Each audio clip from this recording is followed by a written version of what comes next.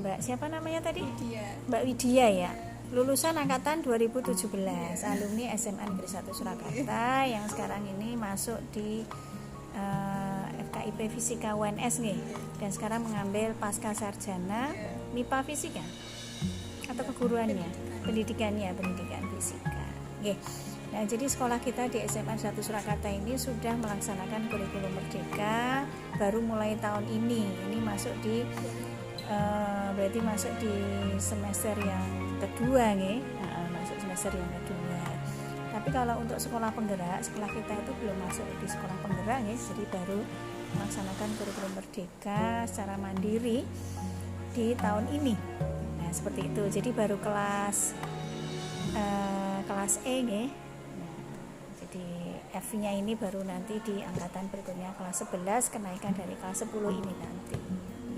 Itu kok saya tuh tidak mengetahui, maksudnya yang di Solo itu SMA yang menuju sekolah penggerak itu sekolah mana aja? Sekolah penggerak. Kalau sekolah penggerak itu dimulai dari kepala sekolahnya yang ikut seleksi. Dan itu ada aturan mainnya dari umur, kemudian dari tes yang harus dilakukan oleh kepala sekolah tersebut, dari beberapa kompetensi yang harus dimiliki seorang kepala sekolah, dari mulai kompetensi manajerial, kemudian kepribadian, ya kan, sosial, supervisi, kewirausahaan, itu harus dimiliki oleh seorang kepala sekolah penggerak, dan itu pun beberapa tes harus dilalui. Nah, untuk sekolah negeri yang masuk di sekolah penggerak itu hanya Pak Agung nih, yang sekarang ini di SMA Negeri 3 Surakarta. Sedangkan yang swasta itu diantaranya SMA Islam, SMA Islam 1 kayaknya ya, Bu Umi. Nah, jadi sekolah penggerak itu syarat pertama kepala sekolahnya harus lolos dahulu untuk tes di sekolah penggerak tersebut. Untuk sekolah kita, karena kepala sekolahnya itu Pak Yusmar dan usianya juga sudah tidak memenuhi syarat untuk masuk di sekolah penggerak. Ya, sejak Bu Arminingsih jadi pengawas itu kemudian diganti oleh Bapak Yusmar, seperti itu. Kemarin kan ada pergantian Bu Arminingsih, kemudian ada PLT Pak Yusmar, PLT Pak Agung, kembali ke definitif Pak Yusmar sampai sekarang ini. Dan beliaunya saat mengikuti seleksi sekolah penggerak itu kan karena umurnya sudah tidak memenuhi syarat untuk menjadi kepala sekolah penggerak, sehingga otomatis SMA 1 belum bisa menjadi sekolah penggerak, jadi hanya mengikuti kurikulum merdeka yang bisa dilaksanakan di tahun ini saja. Terkait sekolah penggerak itu berarti kan sekolah yang sudah ikut sekolah penggerak itu kurikulumnya juga tahun ini atau bisa kemungkinan dari tahun kemarin? Soalnya kan kalau di SMP tuh di SMP 9 kan sekolah penggerak, nah itu sudah dari tahun sebelumnya, jadi 1 tahun lebih maju daripada yang sekolah baru melaksanakan kurikulum. Nah, baiklah, yang namanya sekolah penggerak itu berarti sekolah yang sudah melaksanakan mendahului dari sekolah-sekolah lain yang saat ini sedang melaksanakan kurikulum merdeka secara mandiri. Otomatis mereka malah sebagai istilahnya sebagai guru, sebagai tempat untuk curhat, sebagai tempat untuk kita mengadakan studi banding ke sana, bagaimana kurikulum merdeka itu telah dilaksanakan oleh sekolah-sekolah penggerak tersebut. Jadi sebagai acuan malah sekolah penggerak tersebut, sebagai acuan bagi sekolah-sekolah yang tahun ini baru melaksanakan kurikulum merdeka. Makanya oleh pihak provinsi, sekolah-sekolah yang sudah menjadi sekolah penggerak, mereka diberi tanggung jawab untuk menjadi narasumber bagi sekolah-sekolah di tahun ini yang bukan merupakan sekolah penggerak, tapi sudah melaksanakan adanya kurikulum merdeka secara mandiri. Kemudian karena SMA 1 berarti kurikulumnya baru tahun ini dan dilaksanakan di kelas 10, saya boleh tahu pembagian materinya tidak Bu di fase itu kelas 10 semester 1 2? Karena saya ini adalah guru fisika, nah yang tahu itu tentunya adalah bab-bab materi dari fisika gitu. Nah, sekarang ini kan kalau untuk fisika itu kan bergabung dengan kimia, dengan biologi juga. Jadi kayak apa namanya kalau di mapel SMP itu namanya apa? Ya, jadi satu seperti itulah. Sehingga pembagian jamnya juga kita harus berbagi bab dan berbagi waktu dengan mapel-mapel lain. Untuk fisika di kelas 10 ini sangat sedikit, Mbak. Tidak seperti waktu Mbaknya di sini ya.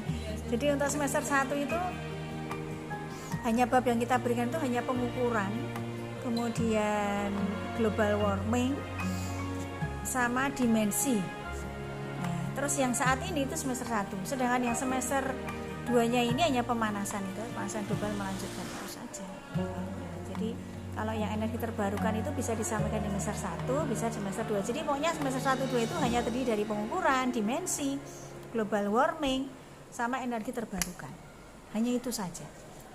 Nah, yang banyak itu adalah pembelajaran yang kontekstual. Jadi pembelajaran yang dikaitkan dengan kehidupan sehari-hari. Jadi banyak prakteknya, dan praktek itu tidak harus fokus benar-benar di konsep fisika murni, tetapi di situ masih dimasukkan adanya fenomena alam seperti itu. Kalau di tempat saya itu misalkan kita pembuatan biobaterai dengan kentang, kemudian biobaterai dengan sayur busuk, sayur sisa.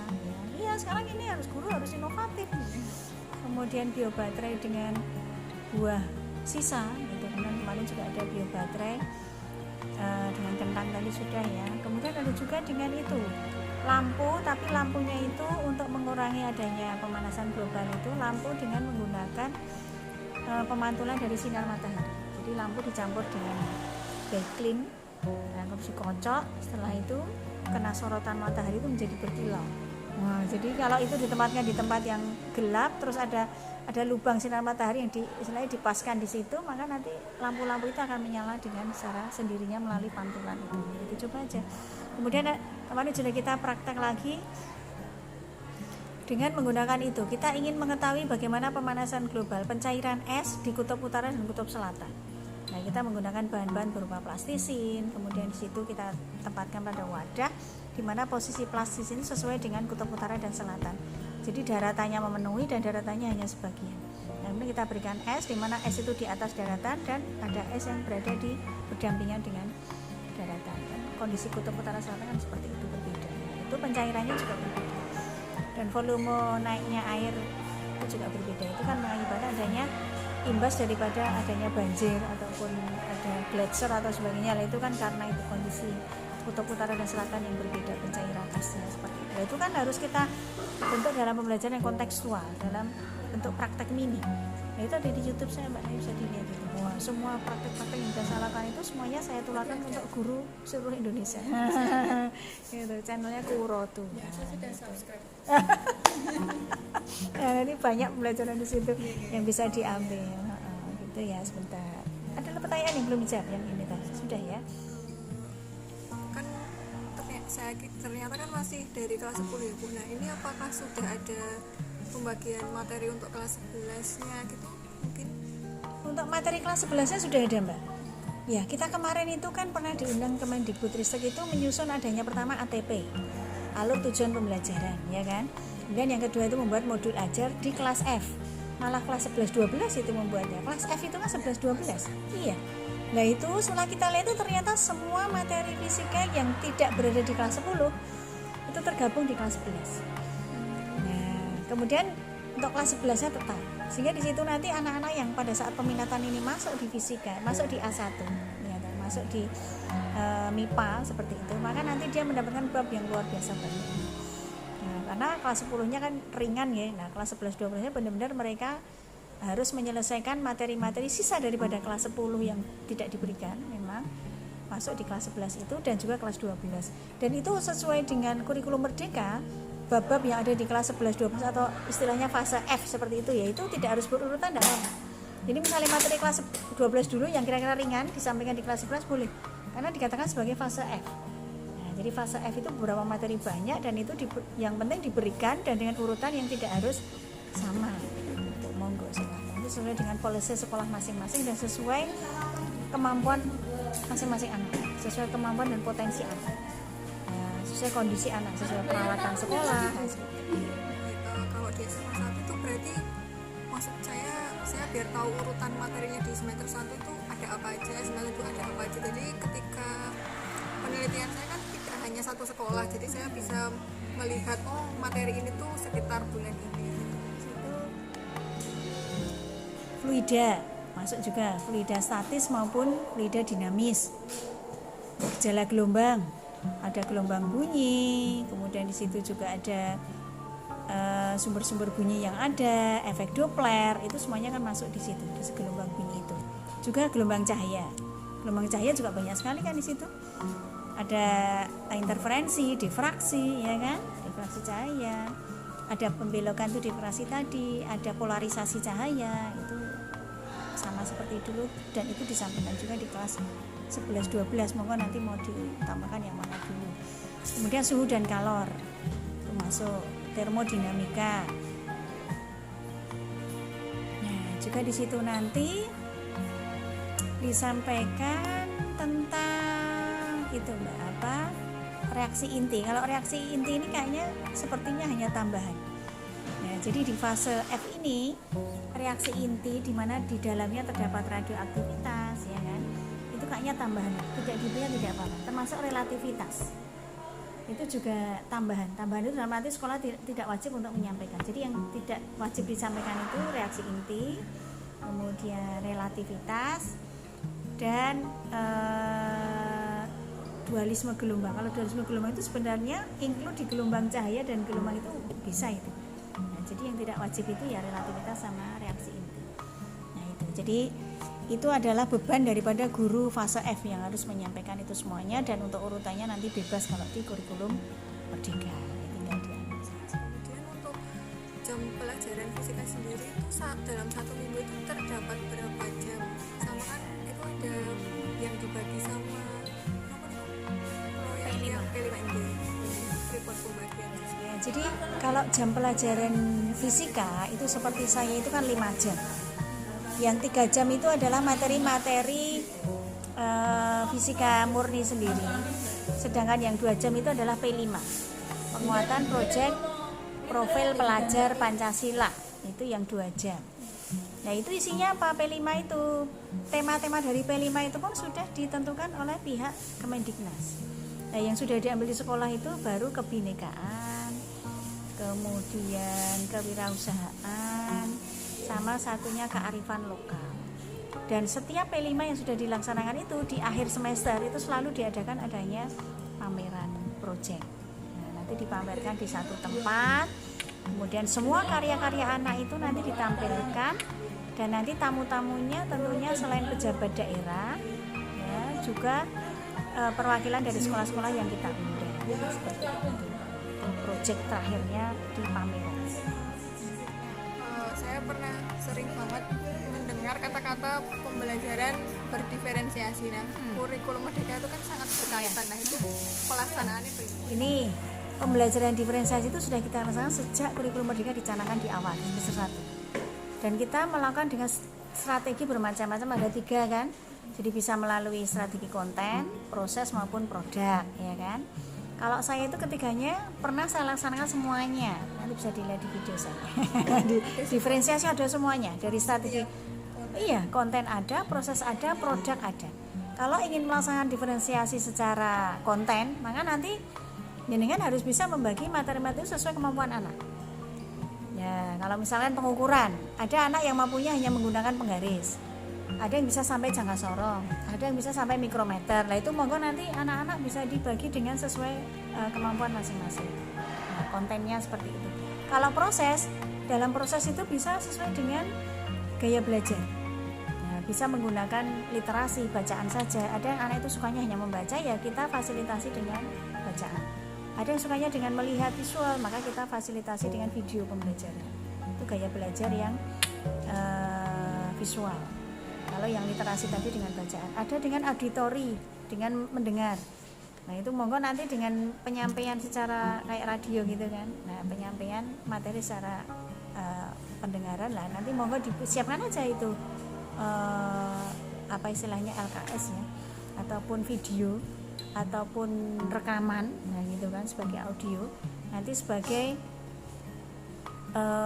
bahan untuk treatment ke anak tersebut.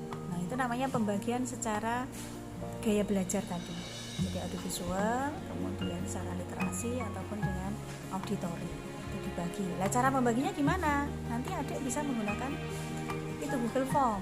Nah, anak suruh milih di sebelum pembelajaran. Sebelum pembelajaran disampaikan dulu melalui link Google Form. Anak memilih, kamu maunya kelompok yang mana gitu. Dan itu tidak harus seimbang. Misalnya hanya 2 anak yang maunya literasi, ya enggak apa-apa, tapi tetap kita fasilitasi. Nah itu, jadi guru sekarang ini di kurikulum Merdeka harus siap untuk membuat instrumen yang beraneka ragam. sesuai karakter anak, sesuai keinginan anak gitu. Itu namanya diferensiasi. Namanya diferensiasi itu adalah mengelompokkan, memetakan siswa sesuai potensi dan kemampuan anak. Nah, itu namanya diferensiasi. Dan guru harus siap membuat instrumen yang beraneka ragam sesuai kelompok anak-anak tersebut. Itu yang proses ya. Kalau yang produk ini biasanya pada saat kita sudah selesai melakukan pembelajaran, kita kan memberikan tugas. Nah, tugas ke anak itu bebas. Kalau dulu kan kita menentukan, wah harus dengan laporan, dengan temromen, ukuran semene, ya itu sekarang nggak boleh. Anak itu bebas, boleh menggunakan poster, boleh menggunakan laporan biasa dan ukurannya juga bebas, tulis tangan boleh, diketik boleh, menggunakan infografis juga boleh, PPT boleh, jadi bebas. Namanya itu adalah diferensiasi, itu beraneka ragam hasil dari karya anak itu. Dan guru harus memfasilitasi keinginan anak sesuai mereka. Jadi seperti apa namanya diferensiasi. Untuk contohnya tadi bisa dilihat videonya di ya. Kemudian untuk sumber belajar dalam pembelajaran fisika itu apa aja? Ya, sumber belajar banyak Mbak, dan itu bebas. Kita tidak boleh menentukan, ayo harus beli buku ini. Oh, jangan, sekarang nggak boleh. Jadi sumbernya banyak, termasuk YouTube saya itu sumbernya itu juga banyak. Di channel saya Kurote itu banyak sekali sumber di situ. Dan sumber itu kalau dari sekolah selain YouTube itu juga dari buku bacaan di perpus itu tetap kita sampaikan. Nah, monggo bisa bergabung di ruang perpus atau browsing internet juga boleh. Jadi dari web itu banyak sekali kan sumber-sumber, atau dari modul elektronik yang sudah disediakan oleh pemerintah itu juga bisa dari buku elektronik. Jadi kalau namanya sumber itu saya kira itu tergantung anak-anak bisa bereksplor sejauh mana lah, itu monggo. Itu guru itu harus memberikan kebebasan yang luar biasa kepada anak. Biar anak itu tidak sempit wawasannya biar luas. Luwih pinter kok gurune luwih HP ngono ya. Terus sekarang seperti itu. Jadi ora kudu guru luwih pinter ora. Jadi sharing bersama dengan anak-anak. Anak punya sumber bagus diberikan ke guru harus menerima dengan lapang dada dan berikan masukan yang baik untuk anak. Karena anak kan kadang lebih IT-nya lebih bagus, waktunya juga lebih banyak, lah kan bisa mencari sumber-sumber yang lebih luas lagi. Itu bisa sebagai tempat sharing antara guru dan anak. Makanya komunikasi antara guru dan anak itu harus benar-benar bagus ya. Jadi tidak boleh guru itu terlalu menggurui anak. Jadi tetap pada batas-batas kewajaran antara guru dan siswa, tetapi guru itu harus tetap memberikan kebebasan anak untuk bisa bereksplor, untuk mencari sumber-sumber yang lebih luas dan lebih bagus. Tidak termacang hanya yang diberikan bahan ajar diberikan oleh guru saja, gitu. Tapi harus bisa sharing bersama. Kalau pegangan itu setiap guru punya policy masing-masing dan tidak boleh memberikan kewajiban untuk anak memakai itu. Jadi sebebas-bebasnya, itu hanya sebagai acuan, salah satu acuan gitu saja, tidak boleh mewajibkan. Kemudian apakah dari guru itu pernah membuat bahan ajar sendiri yang sesuai gurunya? Nah, sekalian. Ya. Contohnya apa? Ya, contohnya apa? Yang lain. Ya, itu aja sih Bu. Bahan ajarnya apa dan contoh? Pertanyaan yang lain sekalian. Sama penilaian formatif dan sumatif di kurikulum. Ya, kalau bahan ajar yang dibuat oleh guru itu masing-masing kan punya kemampuan ya, termasuk pembuatan diawali dengan pembuatan ATP, terus modul ajar. Modul ajar itu pun sudah sebagai reng-rengan kerangka berpikir guru untuk membuat sebuah handout gitu ya, sebuah buku ya. Nah itu, jadi kalau sudah membuat modul ajar, saya kira seorang guru itu akan mudah untuk membuat suatu bahan ajar untuk anak-anaknya. Dan bahan ajar itu kalau di tempat kita itu semuanya sudah lihai ya dalam hal untuk pembuatan bahan ajar. Maksudnya gimana? Bahan ajar membuat video, PPT. Oh, kalau itu banyak. Kalau saya sendiri ya, bahan ajar saya itu diantaranya pertama itu adalah buku tertulis biasa. Terus buku elektronik juga ada, saya sampaikan di online. Selain itu juga ada video-video pembelajaran di mana saat itu bisa diuraikan berbagai macam materi yang ingin saya sampaikan. Video pembelajarannya ada lengkap. Selain itu juga cara-cara pengajaran yang baik di mana anak itu sudah siap untuk mengetahui bagaimana skenario nanti saat pembelajaran di kelas. Itu juga harus disampaikan di anak. Jadi tidak hanya materi saja, tapi juga bagaimana skenario pembelajarannya nanti itu disampaikan. Itu juga ada lengkap di situ. Kemudian kalau PPT itu paling tidak akan disampaikan di kelas untuk memfasilitasi anak-anak yang memang suka PPT. Nah itu tadi kan diferensiasi. Nah jadi PPT tetap dibuat, kan kita membuatnya tidak hanya PPT tapi juga bahan bacaan. Kan tadi saya bagi 3, ya kan diferensiasinya. Jadi kelompok anak-anak suka literasi kita beri bacaan, berarti guru harus siap dengan handout, ya kan, buku ajar. Yang suka misalnya visual, berarti PPT harus kita siapkan dengan gambar-gambar, termasuk juga video pembelajaran lebih lengkap lagi. Yang suka editori, berarti kita harus merekam daripada pelajaran yang mau kita sampaikan, sehingga anak tinggal mendengarkan saja sambil ada PPT-nya. Nah, seperti itu. Yes. Kemudian yang satunya lagi tentang penilaian. Penilaian kita pertama dengan penilaian awal, tadi belum saya sampaikan.